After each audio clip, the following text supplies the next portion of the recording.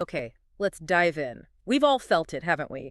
That sudden rush, heart pounding, maybe a bit breathless. Yeah, that intense physical thing. Right. And we usually think, okay, excitement or maybe even, attraction. But what if?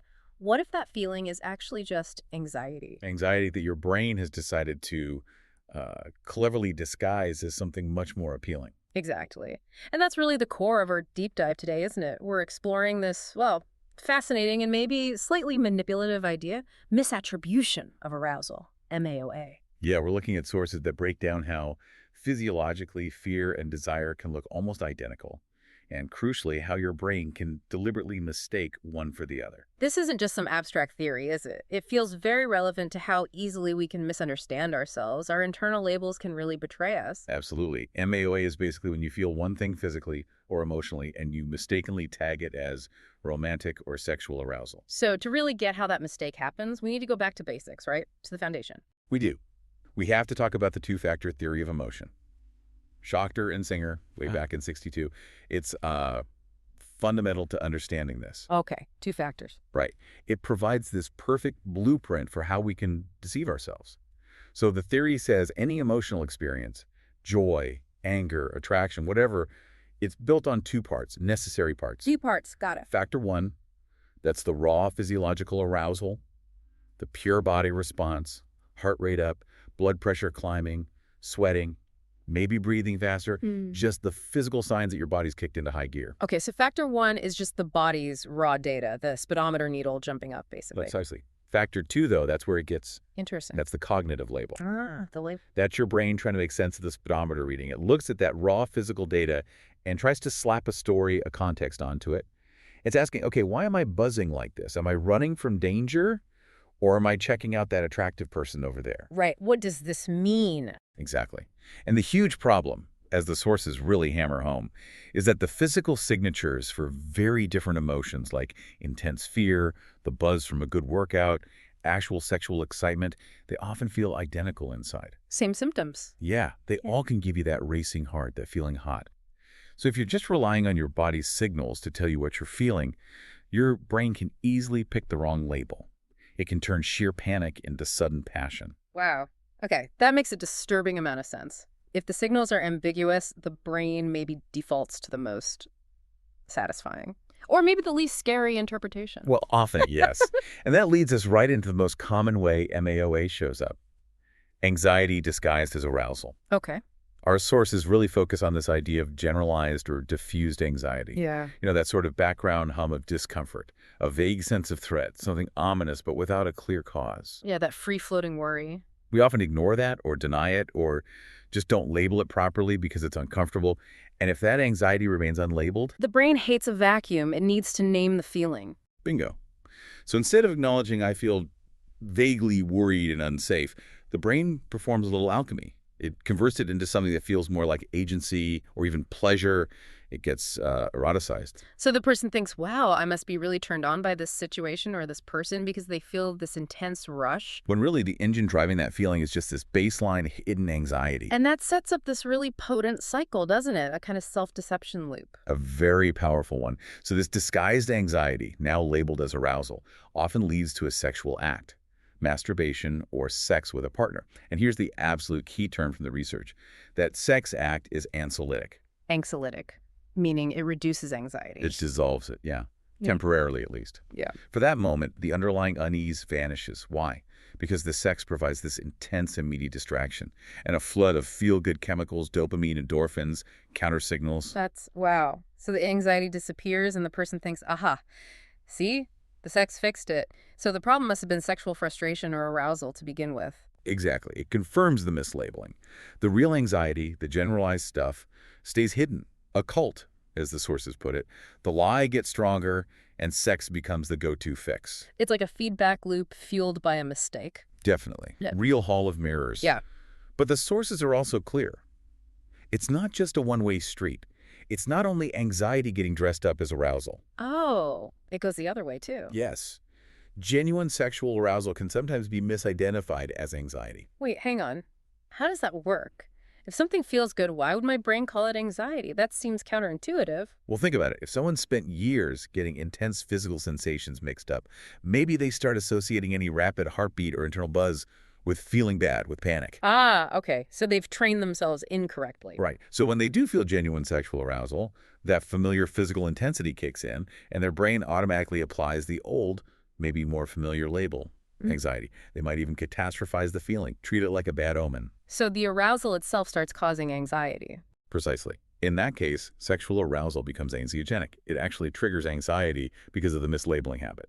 Wow. Okay, so whether we're running from anxiety or maybe running from arousal we don't trust, the underlying motive seems similar. It's about transformation. It is. It's trying to convert something negative or maybe just confusingly intense into something positive and rewarding. It's fundamentally a defense mechanism. Protecting us from feeling bad. You could say that. MAOA is often this unconscious attempt to sublimate, to convert a state we don't like, fear, stress, fatigue, even just the discomfort of high blood pressure, into something dopamine-driven, something pleasurable, and, importantly, something often seen as more socially acceptable than, say, admitting you're scared. So the brain is basically negotiating, look, I don't want to feel afraid, fear is bad, pleasure is good, let's just call this physical feeling sexual arousal instead. It's a powerful unconscious reframing. I will call it arousal because that's preferable. And this reframing, this mechanism, it shows up in some specific, quite intense ways according to the sources, like with narcissism. Yes, the texts touch on that. Mm. They note that for some individuals with narcissistic traits, their autoerotic impulses, that sort of intense focus on the self, can coexist with this constant, low-level generalized anxiety. Okay.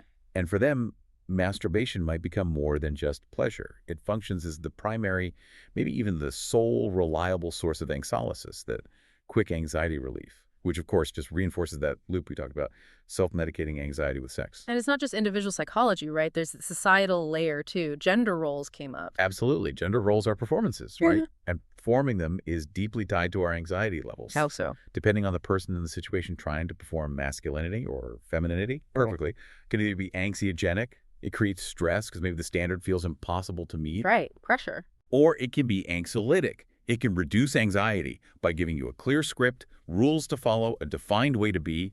So the effort involved in conforming to a gender role often creates physiological stress, which then needs interpreting. Another source of ambiguous physical signals the brain has to label. Okay, this is fascinating theoretically, but let's get concrete. We need the evidence. The studies that really show this isn't just guesswork. Right. And the absolute classic everyone points to is the anxiety bridge study. Dutton and Aron, 1974. We should really unpack that. Yeah, let's dig in. What exactly happened there? Okay, so this study is kind of the gold standard for showing how anxiety can boost attraction. They had male participants in a specific setup involving an attractive female confederate, someone working with the researchers. Okay. She approached these men in one of two places. Location one, a high anxiety spot. It was this really high, rickety, swaying suspension bridge designed to genuinely make you feel scared. You know, heart pounding, shortness of breath, real physiological stress. I'm feeling it, just picturing it. Yeah. And location too. Much calmer. A low, solid, sturdy wooden bridge nearby. No real fear involved. Got it. High anxiety versus low anxiety. So the female confederate meets the man on one of these bridges. She has him do a quick questionnaire, and then this is the clever part. She gives him her phone number.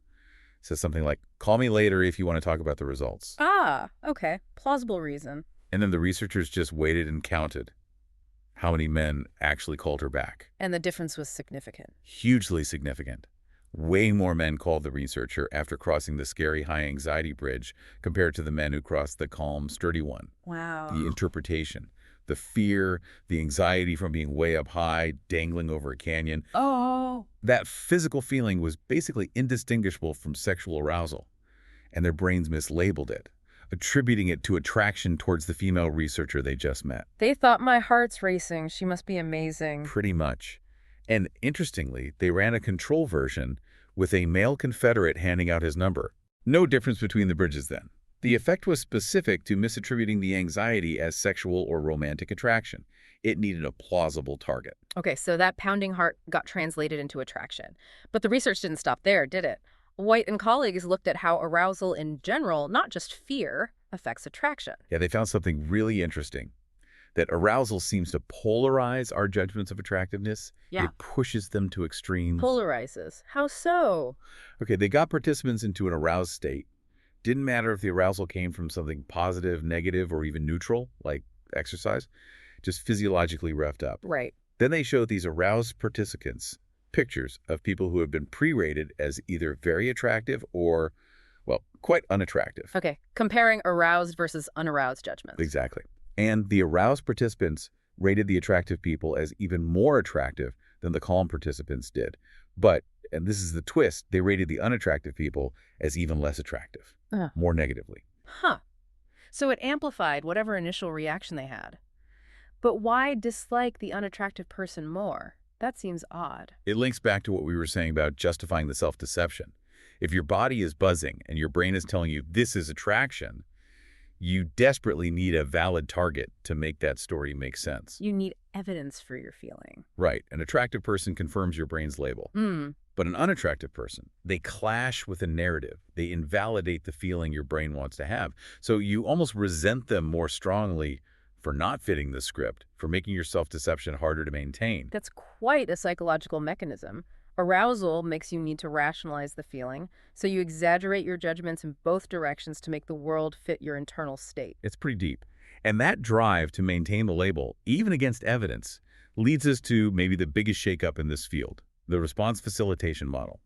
Kendrick and colleagues, 1989.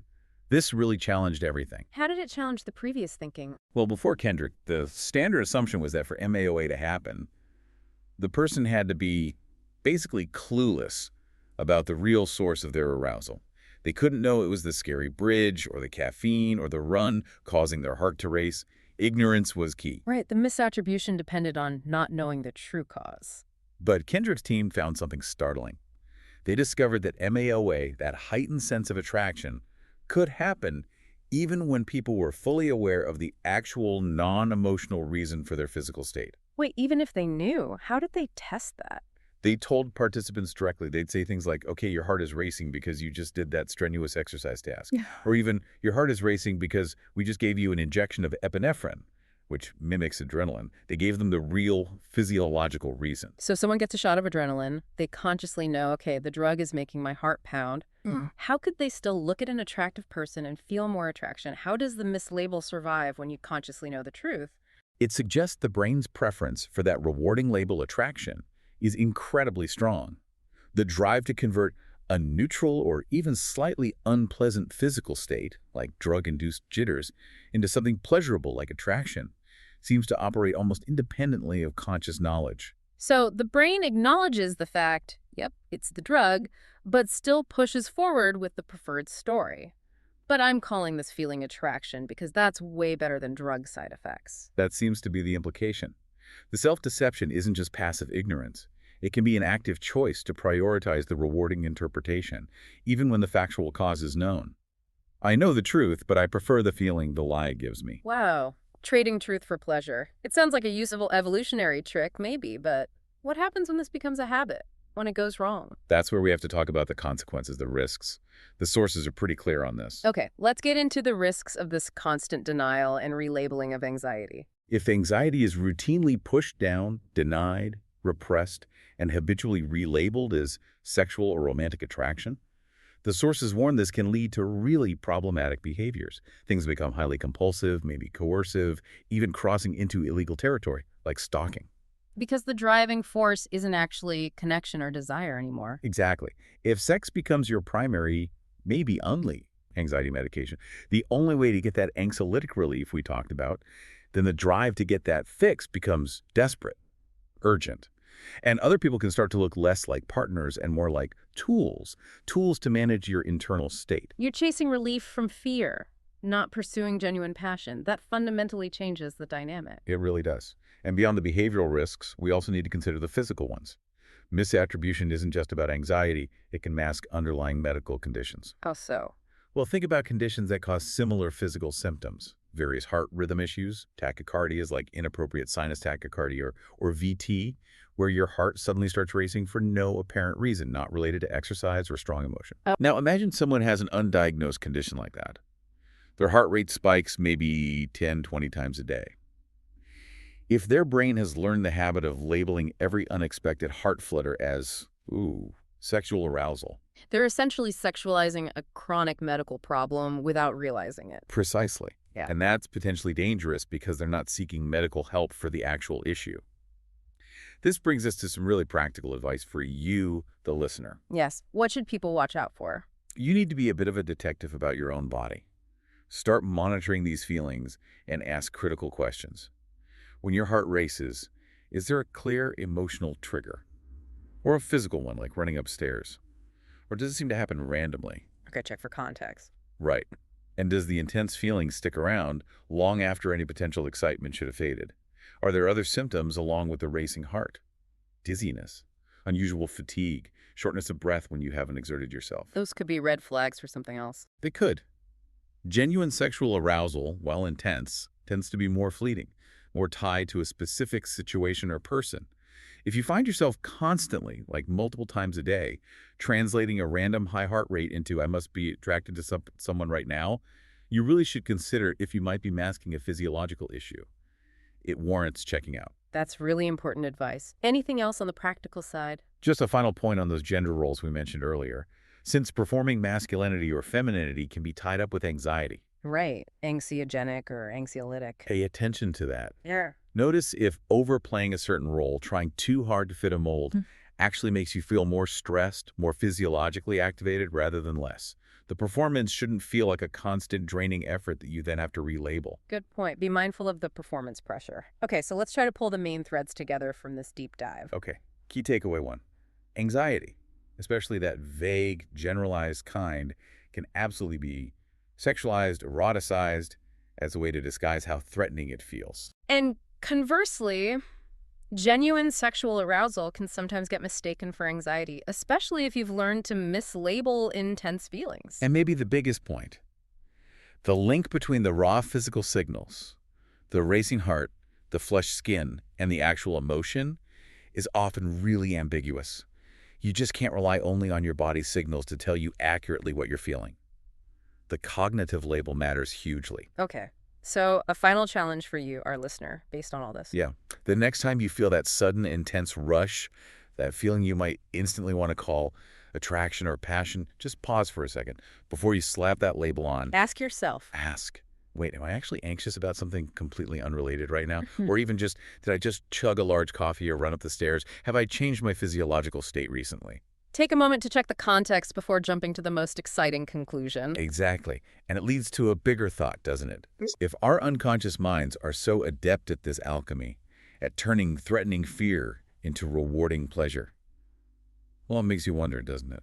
What other powerful, difficult emotions, maybe deep sadness or burnout or anger, might we be unconsciously recasting, turning them into more socially acceptable desires or motivations, just because the manufactured feeling is easier to live with than the underlying truth? That's a really provocative question to end on. What else are we potentially mislabeling inside ourselves? Something to think about. Stay curious, keep questioning those feelings, and we'll catch you on the next deep dive.